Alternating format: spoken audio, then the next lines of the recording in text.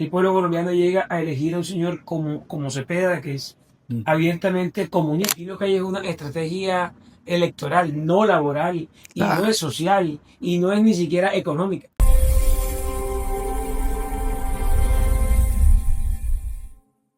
bueno, estamos por aquí con Carlos Meisel. Muchas gracias, Carlos, por acogernos aquí en tu sede de Barranquilla. Un gusto conocerte pues ya personalmente, que hemos venido hablando y compartimos muchas de tus ideas y el partido realmente, pues con varios de tus colegas hemos estado conversando en estos días, porque precisamente vemos que una de las cosas que más impacta en este momento la confianza inversionista y que tiene a todo el mundo muy quieto en inversión, tanto locales como internacionales, de venir al país y de meterle y el impulso, la caja, la fuerza otra vez a la inversión. Todo el mundo está a la expectativa ahora con 2026, cómo van las elecciones. Quería ver cómo estás viendo tú el panorama electoral ahora 2026, sobre todo para el Congreso, que es lo importante, el primer punto que debemos ganar para lograr darle la vuelta a este país y a la confianza inversionista. Bueno, yo creo primero que todo, gracias Juan, un saludo a todo tu canal, a todo tu programa. Para mí es un placer estar aquí y poder conversar sobre estas cosas y hacerlo directamente y fresco y espontáneamente como creo que Ujú. como se nutren las grandes conversaciones. A ver, yo soy malo para hacer pronósticos políticos. Lo que sí creo yo que es oportuno decirle al país lo que nos estamos jugando en estas elecciones. Nos estamos jugando el todo por el todo.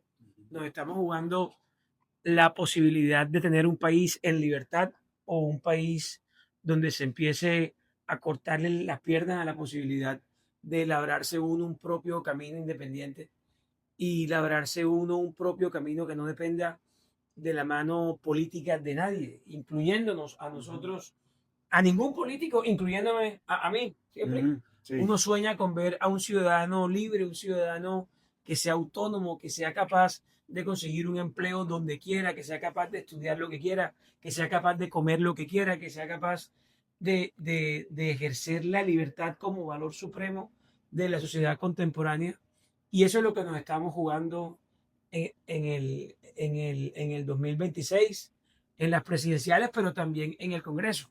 Porque además, si Dios no lo quiera, Ujú. y aquí este país por cualquier motivo le llega a dar continuidad a estos procesos comunistas, creo que este Congreso que termina en el 20 de julio le demostró al país que uno sí puede aguantar ciertas cosas malas que proponga el gobierno.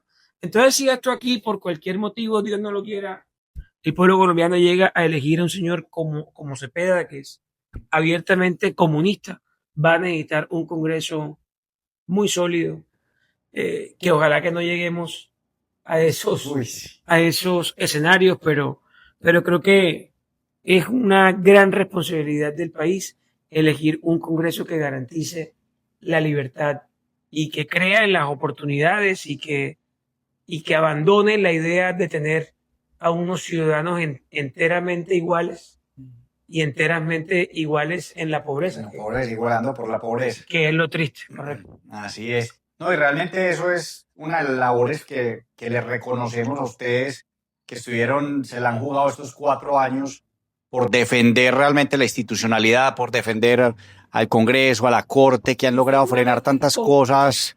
Sí. Seguramente con muchos errores. Seguramente hemos cometido errores, seguramente no hemos sido capaces a veces también de reunir los votos suficientes, Ujú. pero bueno, lo hemos hecho con la mejor intención y sin ningún tipo de dobleces, Ujú. ni como se dice aquí en el Caribe, ni haciendo ninguna marimondas con el gobierno. Claro. Hemos sido oposición y oposición nos hemos quedado desde el minuto cero hasta ahora que se acaba. Y oposición con las uñas, porque es muy difícil luchar con el lenguaje populista y con ese lenguaje que suena tan bonito, pero es tan irreal. Totalmente. Entonces, realmente, eso es como tú lo mencionas, realmente uno cambiar o lograr ese cambio de todo el mundo ha aguantado estos 4 años y mal o bien la economía ahí va, digamos, a flote y ve uno las cifras de desempleo y toda la situación económica supuestamente bien, pero que se viene un próximo periodo presidencial y de Congreso supremamente retador. Entonces, ¿cuáles ves tú como los puntos donde hay que enfocarse ahora ante un eventual, digamos, ya cambio, ojalá sea un cambio de gobierno y un cambio de sentido completamente al mandato que está llevando? Hay que ser lo suficientemente capaz para explicarle al país cuál es la situación y explicarle al país por qué muchas de las cosas que les dicen que suenan muy lindo no van a generar un bienestar precisamente para la ciudadanía colombiana. Por ejemplo, ¿a quién no le gusta que le suban el salario? Pero lo están haciendo en el último año de gobierno, cuando no se van a poder ver las consecuencias de eso en el mismo año de gobierno, porque estamos a 2 meses de las elecciones del Congreso. Claro. Y lo peor es que dicen que es que esto era lo que se necesitaba, porque es que entre más plata tengan los trabajadores, más se va a consumir y más va a aumentar la demanda agregada y más va... Pero si eso no es así, entonces ¿por qué no lo suban a 2 millones, súbanlo a 5 millones, claro, o a 10 o a 30 millones? Y es que entre más plata todos vamos a estar mejor. Eso todos sabemos que no funciona así. Claro. Y por ejemplo, en este país donde la gente que dice estar ocupada en las cifras que les conviene al gobierno decir, el 57% en las que le convienen, o sea, en las que el gobierno está bien parado, el 57% de los colombianos que dice estar ocupado está en la informalidad. Con lo cual, ellos no son sujetos a las mejoras del salario mínimo porque sencillamente se ganan menos de un salario mínimo, porque el que está en la informalidad, nadie está obligado a pagarle el salario mínimo, desafortunadamente, porque está de una manera irregularmente ocupado. Y entonces uno dice, bueno, y entonces esta botella, que van a incrementar sus precios, no sé en qué porcentaje, porque quien empaca esto, o quien el vigilante de la fábrica, o por algún lado se va a impactar el costo que va a tener esta botella, dadas las medidas del gobierno. Va a subir de precio. Y eso, ¿quién se lo va a compensar? Al informal. Claro, nadie. Que es más de la mitad de la población, repito, que dice estar ocupada. Ahora bien, para nosotros es una gran noticia que el trabajador gane más, que gane mejor, pero para que eso ocurra y que la cosa pueda ser recurrente, el gobierno tiene que hacer un esfuerzo en cambiar la estructura tributaria de este país. Pero lo que usted no puede pretender es subir los salarios desmedidamente y también subir los impuestos desmedidamente, claro, que es justamente lo que está haciendo el gobierno Petro. Entonces, si a Petro le interesaran tanto los trabajadores como dicen que le interesa, él, para que pueda hacer este tema recurrente, y él lo sabe, tiene que hacer un esfuerzo en impuestos. Pero si él no hace el esfuerzo en impuestos, sino que al contrario, está viendo ver cómo los incrementa, él sabe que esto simplemente va a ser una estrella fugaz, y una estrella fugaz que le conviene, claro, que necesita los votos. En una época clave electoral. Entonces, lo importante aquí es lograr, que no es fácil, lograr ser capaz de explicarle a la ciudadanía que aquí lo que hay es una estrategia electoral, no laboral, y no es social, y no es ni siquiera económica. Es una estrategia 100% electoral que lógicamente funciona muy bien. Decir que en el gobierno Petro se subió el salario mínimo a 2 millones de pesos. Pero repito, ¿por qué no lo hicieron en el 2022? Si la solución a todos los males es que la gente gane más, ¿por qué no lo hicieron en el 2022?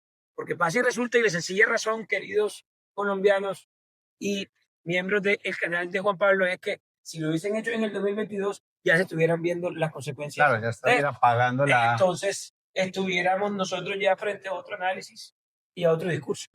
Y como tú lo dices, realmente toda la informalidad y toda la cantidad de personas que realmente están fuera y que estaban aspirando a un puesto o que estaban aspirando a ubicarse en el mercado laboral formal y a cotizar en seguridad social y todo eso, cada vez lo van más alejado de ese sueño. Vemos el caso de plataformas de Uber, a todos los que trabajan de taxistas, ahora que se le ha disparado el costo de la gasolina de esa forma también. Ahí me comentaban unos el taxista me llevó al aeropuerto y me decía, bueno, estamos reventados, o sea, no aguantamos más y fuera de eso el costo de viaje nos ha disparado de una forma absurda. Entonces, realmente cada vez los está empobreciendo más y cada vez para el que está en empleo formal, las empresas también se van a cuidar mucho de nuevas contrataciones. Entonces, ahí vemos uno de los puntos clave que suena muy bonito, como tú lo dices, para época electoral, pero que a la larga, y si vemos el discurso como inició toda la debacle en Venezuela, fue con un aumento del 30% del salario mínimo por parte de Chávez. Entonces, Porque detrás de esto viene la siguiente pócima, y es control de precios. Y ahora está diciendo Petro.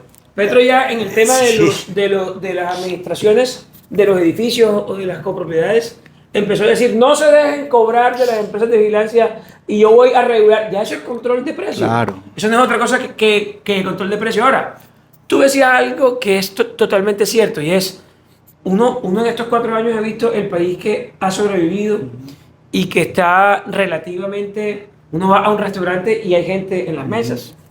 Uno va, qué sé yo, a una discoteca y hay gente bailando, tal. Pero pasa 2 cosas importantes. Primero, este país es responsable hoy del 72% de la cocaína que se produce en el mundo. Ese cuento de Petro que está incautando cantidades históricas de droga, sí es cierto, pero es que el aumento de las incautaciones no le hace ni cosquilla al aumento de la producción de coca. Entonces sí tiene que ser consciente el pueblo colombiano que es que aquí, de alguna u otra manera, estamos viviendo con un poder de consumo basado en una actividad criminal como la del narcotráfico, como la exportación ilegal de oro, que también es el 50% de las exportaciones de oro que hoy se están haciendo a los mercados internacionales, la mitad es ilegal. Y que está disparada con el aumento del precio, o sea, digamos, cuestión de un año pasó de 2.500 a 4.600, entonces un motor... Y el ilegal. Claro. Y el tema de la cocaína también está disparado. Y eso, yo quiero decirle a los colombianos que desafortunadamente eso dispara el consumo o mantiene el consumo más que dispararlo. Porque todos de alguna u otra manera nos vemos beneficiados de eso. Así yo lo único que conozco, los conozco por televisión cuando lo cogen preso. Pero mi familia que se dedica al comercio y tenemos una compañía que va a cumplir 100 años el próximo año y vendemos todo tipo de productos mayoristas, sabemos que claro, eso alimenta el torrente económico y el consumo del país. Lastimosamente, ¿qué es lo que pasa? Que primero, eso no es recurrente. Y segundo, eso genera todo el clima de inseguridad que hoy está viviendo el país. Entonces, claro que hay un consumo que se ha mantenido, pero miren, colombianos, cómo está el tema de la inseguridad. Porque todas estas actividades criminales lo que tienen detrás inmediatamente es violencia, asesinatos, secuestros, homicidios, porque no tienen otra forma de mantenerse. Entonces, la pregunta aquí es, listo, aquí queremos un consumo prácticamente basado en el narcotráfico, pero con 6 muertos en las ciudades al día. Claro. Que aquí en Barranquilla hay de 3, 4 muertos diarios. Eso es lo que queremos como sociedad. Queremos una sociedad donde también nosotros veamos que no hay ningún sector decente que esté creciendo. Entonces, uno ve y dice, hombre, sí, el consumo se ha mantenido. Pero cuando uno mira los sectores de la economía, como infraestructura, vivienda, la industria, ninguno está creciendo. El comercio, Fenalco dice que llevamos no sé cuántos meses, 18, 19 meses decayendo en ventas.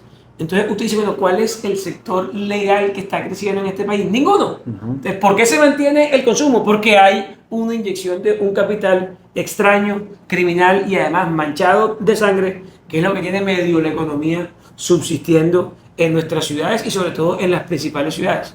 Con lo cual, esa es la reflexión que hay que decirle al pueblo colombiano y esa es la explicación del por qué aparentemente uno todavía uno ve algún tipo de dinamismo económico en los restaurantes y en las ciudades y tal. Y por ejemplo, en mi ciudad, en Medellín, el turismo pues que sigue llegando y se ha vuelto una ciudad de moda y Sí, mantiene algo sí, ahí. pero eso, mire, Pero eso se mantiene por una inercia. exacto. Se mantiene porque la Comuna 13 cogió fama mundial, Ujú. se mantiene porque el reggaetón, El así no lo reggaetón digan, así, el claro. reggaetón ya hay muchos cantantes reggaetoneros mundiales que la gente que está escuchando a J Balvin en el mundo quiere saber de dónde es J Balvin o Maluma o el otro. Yo, ese no es mi género musical, pues. Favorito. Pero por eso se forma. Hay mucho todavía, Claro, desgraciadamente, mucho turismo sexual también en Medellín, claro. mucho turismo de drogas también en Medellín. Ujú. Entonces, eso simplemente es una inercia que se mantiene, pero eso no quiere decir que sea una política estratégica del gobierno Ah, no. de atraer turistas ni de atraer programas turísticos y todo, por el contrario, cercenan y cada vez cercenan más cualquier actividad lícita que puede atraer turismo en el país. Por ejemplo, hace unos días que querían prohibir el turismo acuático de pesca. ¿Por qué no? Porque eso lo querían prohibir. El Entonces, ambientalismo. tú dices, pero hombre, con estos problemas que tenemos nosotros de un turismo que no queremos, Ujú. de un turismo que está prostituyendo nuestras niñas, y hay una oportunidad de reemplazarlo por un turismo sano en el mundo, y estos llegan y se emputan y lo que les gusta es el otro. Claro. Entonces es bien difícil. Y se quedan por el turismo de pesca, pero fomentan y permiten cultivos ilícitos, que es lo que está Claro. arrasando los bosques y las selvas realmente del país. Hay otro factor que estamos analizando en estos días dentro del equipo y es el tema, las remesas que vienen disparadas. Es otro factor que viene sosteniendo muy bien la economía. Pues por un lado el dólar está alto, el dólar pues, comparado a lo que veníamos acostumbrados antes del gobierno de Duque, y que eso es una cifra que ha beneficiado al gobierno también de temas de empleo, porque el talento del país está yendo, la gente está yendo, y muestra una cifra, supuestamente hay menos desempleo, por un lado la informalidad y por otro lado la cantidad de gente que ha migrado del país y se ha ido a buscar un mejor futuro en otro lado porque no encuentra oportunidades acá. Entonces ese es un flujo de dinero muy importante que está llegando, pero a su vez son factores, como tú lo dices, no sostenibles en el tiempo y que realmente da mucho pesar es que se vayan los jóvenes y que en muchos pueblos y en muchas partes la aspiración sea irse del país a buscar un mejor futuro afuera. Y sobre todo que sociológicamente va a sonar feo lo que voy a decir, pero lo tengo que decir. El que quiere echar para adelante busca dónde. Claro. Entonces, nuestros mejores muchachos y muchachas que de pronto se están encontrando aquí contra una pared por las barreras que hay en emprender, por las barreras que hay en conseguir un empleo decente, por las barreras que hay en la economía formal, dicen, yo aquí no me quedo. Claro. Y desafortunadamente estamos perdiendo mucho capital humano valioso que no ve futuro en este país, pero que ellos sí quieren echar para adelante. Claro. Ahora, tú decías otra cosa, el tema de la remesa. Mira, yo no tengo una unidad investigativa de lavado de activos, pero a todas luces, Claro. esa cantidad de los 13.000 millones de dólares que están llegando aquí no son solamente de trabajadores colombianos en el mundo, que sí puede que los hay, y claro que los hay. Pero eso también obedece a unas operaciones de lavado de activos muy Graneadito, muy menudeado, atomizadas, sí. menudeadas, ¿cómo es que le dicen a eso? El pitufeo, Sí. que eso está también trayendo dólares a la economía y eso también está estabilizando un poco también el tema de la cotización del dólar frente al peso. Con lo cual, a todas luces, y es jodido de explicar, porque es que al final uno está explicando una cosa que no se está evidenciando en la realidad. Estamos O sea, uno está anticipando el efecto. anticipando un desastre que no se está viendo en la Exacto. realidad. Y uno escucha un fantoche como Benedetti decir, ¿cuál es la bulla de la oposición? Si esto está volando, si el dólar está a 3.800. Bueno, la inflación de la cual tanto se pavonean ellos, sí está en el 5% y la hemos tenido más alta en este país. Pero regionalmente es una de las más altas.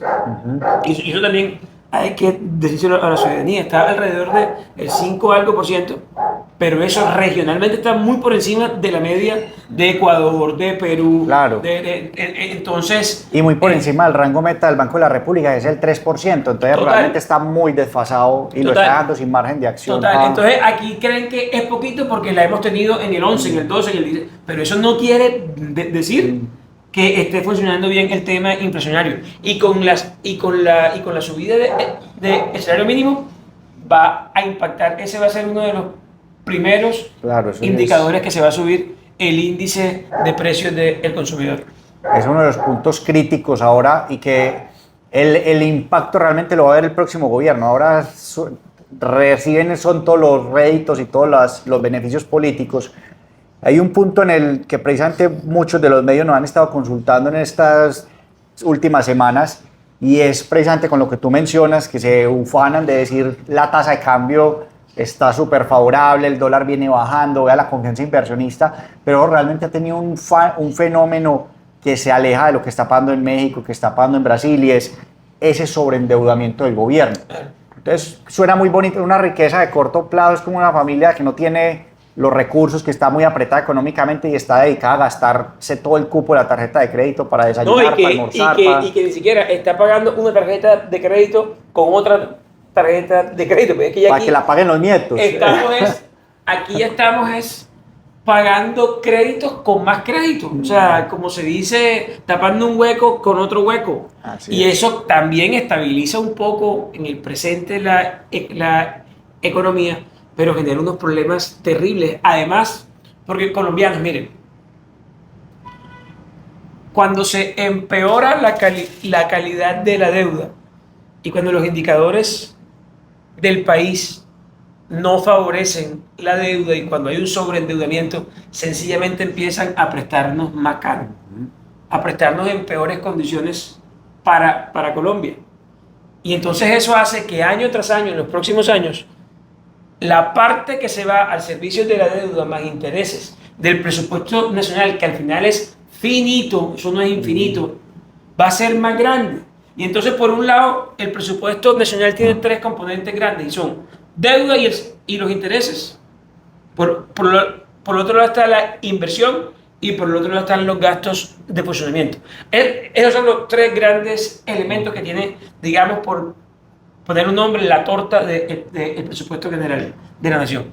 Los gastos de funcionamiento, hay maniobras, pero también en los gastos de funcionamiento está todo el tema de los subsidios, todo el tema de las nóminas, todo el tema del SGP, todo el tema de cómo funciona este país, de las transferencias a los departamentos, de las transferencias.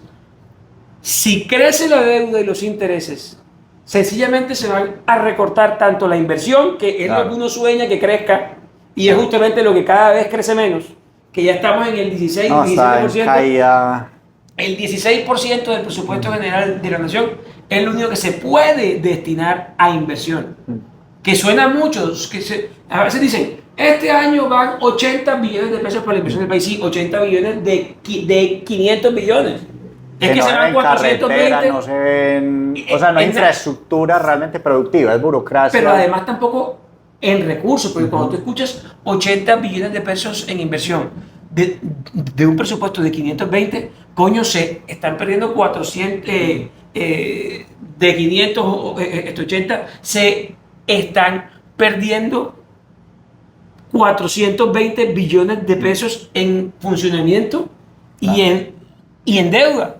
Eso es plata que se fuma, que se consume día a día y que no genera ningún tipo de infraestructura ni de impacto para nuestros hijos, para nuestros nietos. Y eso es prácticamente que se consume año a año sin dejar ningún tipo de huella trascendental en el país. Ahí la única huella, el único beneficio grande que deja eso, votos para la próxima campaña que les deja al gobierno, y es parte de lo que está haciendo todos esos contratos de prestación de servicio a corto plazo, porque claro, a 6 meses y eso es votos de la persona más toda su familia, sí, pero eso no es... Lo que estábamos hablando ahora de la deuda y de endeudarnos y de pagar un crédito con otro crédito y de tener que salir urgentemente, es que no hay cosa que sea más cara que salir a prestar una plata con urgencias. Con necesidad. Con necesidades.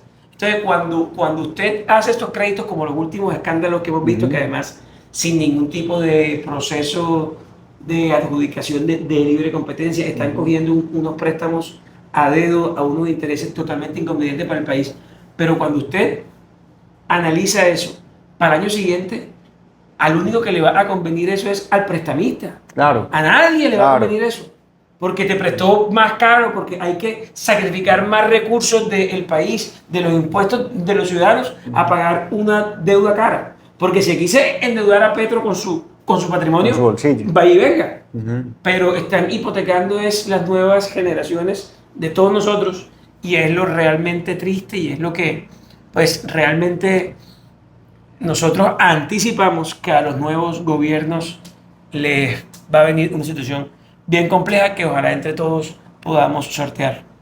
Así es. Y ese es un punto muy clave porque realmente se puede invertir la torta y se puede invertir la torta de una forma muy rápida y es que en la medida que se genera esa, lo que decías, de baja de calificación, empeorar el perfil de deuda del país con ese sobreendeudamiento, al final del día es tasa de cambio arriba y eso también ayuda a que se suban el costo de la deuda y más una deuda internacional en dólares se dispara también y eso es un efecto bola de nieve que es lo que hemos visto ya en países, o sea, ya es una receta prendida de países como Venezuela, como Argentina en su momento y qué es lo que viene Hasta que le corrigiendo toca fuerte. entonces a los países suspender pagos. Exacto. Y reconstruir esa credibilidad después toma mucho tiempo. Claro. Mucho tiempo. Es lo mismo que una relación de pareja, la misma cosa, se perdió la confianza, vuelva a construir ese proceso, es una cosa totalmente larga. En temas de emprendimiento, nosotros ahí hemos estado trabajando mucho con los gremios, con FENALCO, con la ANDI. ¿Cuál va a ser el plan de trabajo de ustedes? ¿Qué estás viendo de oportunidad por ese lado? Miren, nosotros tenemos que hacer un plan agresivo de generación de oportunidades, nacional y extranjera. Porque además, la inversión extranjera también favorece al emprendimiento nacional. Hay muchas pequeñas empresas que arrancan de una buena idea de algún muchacho universitario que se apalancan en un cliente extranjero, que si no llega Claro. no hay ese apalancamiento.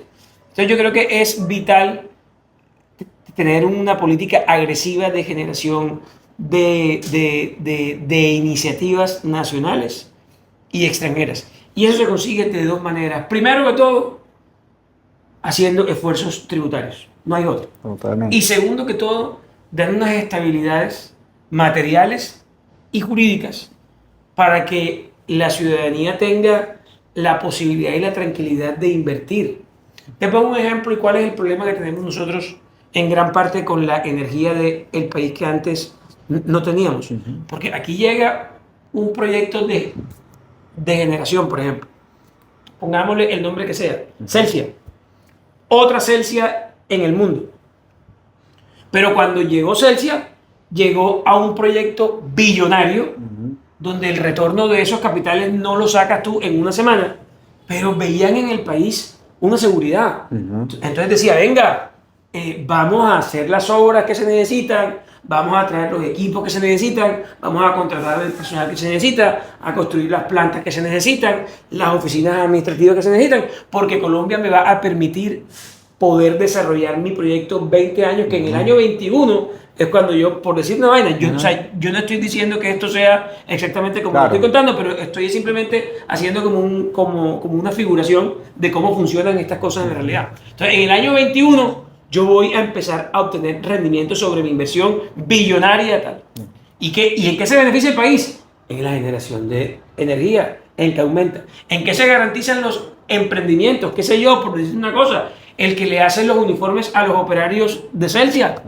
Ahí hay oportunidades para todos. Pero ¿qué pasa si usted tiene un presidente que todos los días, o aparentemente en cada borrachera, le escribe un Twitter a los generadores diciendo que los va a cerrar y que los de él van a ser energías eólicas y que va a sembrar paneles solares en todo el territorio nacional? Entonces, si yo soy otro Celsia, digo, Claro. yo para Colombia no voy, hermanito. Es que no voy. Porque yo cómo voy a arriesgar mi capital en un país que está gobernado por un sistema que no brinda garantías y que no brinda certezas a estos proyectos que requieren un tiempo de desarrollar. Si yo soy una cadena como el Hilton, un hotel tampoco retorna el capital de la noche a la mañana. Aquí no es porque sea mi jefe, pero es la verdad. La política de construcción de hoteles y de turismo con la extensión tributaria de Uribe en el 2003-2004, eso dio muchos resultados y se construyeron muchos hoteles del 2003 al 2010. Muchos hoteles. ¿Por qué? Porque llegó el Sheraton, llegó el Hilton, llegó, qué sé yo, NH, el que se dijo, yo puedo construir un proyecto ambicioso de varios hoteles en este país, porque a mí me van a dar estas condiciones tributarias que van a beneficiar mi operación para por lo menos recuperar mi inversión. Pero eso, detrás de eso, ¿quién? Los que construyeron los hoteles fueron obreros colombianos. Se compró seguramente material colombiano, se compró cemento colombiano, se compró hierro comercializado aquí en Colombia. Entonces hay toda una serie de círculos virtuosos que se generan a través de una política de este tipo, que parte de la generación y no de exprimir lo poquito que funciona, que es justamente a lo que se dedica el comunismo. Ellos nunca están pendientes. Yo tengo un ejemplo. Ellos nunca están pendientes de sembrar un nuevo árbol, sino de ver cuál es el mango que se encuentran para Arrancarlo. arrancarlo y punto. Así es, y realmente lo que hacen es, viven de coger, y que fue el éxito al principio de Chávez en su momento, con todos los réditos y todos los beneficios petroleros que tenía en su momento PDVSA, hasta que lo terminan destruyendo, porque realmente espantan el talento, espantan la inversión. A mí me tocó vivir ese proceso que tú mencionabas con el presidente Uribe, cuando nosotros arrancamos a traer inversión internacional a Colombia en acciones entre el año 2005, 2010, cuando llevaba 2, 3 años, ya 3 años el presidente Uribe, y realmente esa era una de las cosas clave que miraban los inversionistas, que no llegaban a 1 año, a 2 años, y no a 10, 15, 20 años, sobre todo el sector petrolero y sector que necesita seguridad, y vemos ahora todos los proyectos eólicos en La Guajira, cancelados. Ya se han ido varios. Claro, ya se han ido varios proyectos petroleros, una cantidad de proyectos de inversión muy importante y de desarrollo, sobre todo a sectores vulnerables y territorios vulnerables que traían un desarrollo muy importante y se están yendo. Entonces se vuelve otro foco de conflicto importante, porque ¿qué más recursos le queda a estas personas? Entrar al grupo que está apoderándose de la zona y el territorio, y a su vez generando incertidumbre, generando desconfianza. Un punto muy clave ahí es la confianza inversionista, en el sentido de las reglas de juego, una reforma anunciada o a las buenas o a las malas, y eso que a usted le ha tocado luchar tanto en el Congreso, que cada mes, cada trimestre nos están sacando un cambio de reglas de juego importantes. Ahora con esto, ¿cómo ha sido vivir eso adentro del Congreso? O sea, esa batalla que es uno sufriendo, si uno sufre desde afuera, ¿cómo? Es una locura, y es muy triste porque en realidad no hay ninguna argumentación más allá de un dogma radical. Tú le dices, listo, pero entonces el carbón, por una vaina. Entonces, pero Colombia lo que mueve no llega es un porcentaje totalmente efímero en el carbón que se mueve en el mundo. Y si estás condenando a unas regiones del país que tienen 1000 necesidades a que no puedan medio subsistir a partir del único mineral que tienen, que es el carbón. Entonces, que hay que descarbonizar el mundo, sí, pero vamos el mundo a hacerlo, no tú, que no juegas nada además en el carbón mundial, eres una vaina ínfima en el carbón mundial. Vas a condenar a las aguas de Ibirico, por ejemplo, en el Cesar, a que se mueran de hambre, porque tú saliste de abanderado de Capitán Planeta a que no se puede exportar ni se puede extraer más carbón en el país. Entonces, es muy difícil la discusión con ellos en el Congreso, porque no es una discusión racional. No es una discusión, por ejemplo, uno puede... que suena muy bonita, pero que no es lógica. Y antes, ¿sabes qué? Hay un punto interesante, y es, en estos días con una empresa, nos decía una empresa que usa mucho carbón, y nos decía, nos está tocando es importar y antes genera mucha más contaminación, no está generando los réditos o los beneficios aquí a nivel local. Estamos generando beneficios para otros países, pero los tenemos que ir consumiendo para poder seguir subsistiendo. Lo mismo del gas, importando gas. Dicen, no, todo es por el beneficio ambiental, pero antes están generando una contaminación en transporte y un aumento de costos. Cuando lo del gas venezolano, no, si la contaminación fuera que es que la capa de ozono que está en Colombia se pudiera mantener por los siglos de los siglos, yo digo, pero la contaminación es mundial y la capa de ozono se deteriora o mejora en un escenario mundial. Y al final, cuando usted llega y dice, no, yo no exploro más gas, no voy a suspender la explotación, pero sí la exploración. Y lógicamente ya tenemos problemas de gas para dentro de 3 o 4 años, porque explorar, como la palabra lo dice, no significa que vas a encontrar. Que hay unos indicios que puede haber y que el pozo puede dar resultados, pero también hay otras probabilidades que no. Entonces, para usted tener un ritmo de explotación acorde a la demanda del país, tienes que también tener un ritmo de exploración acorde a eso. Porque si no, simplemente cuando te gastes los pozos, vas a ver que has explorado y te vas a quedar en el eslabón perdido como el Homo sapiens entre la explotación y la exploración.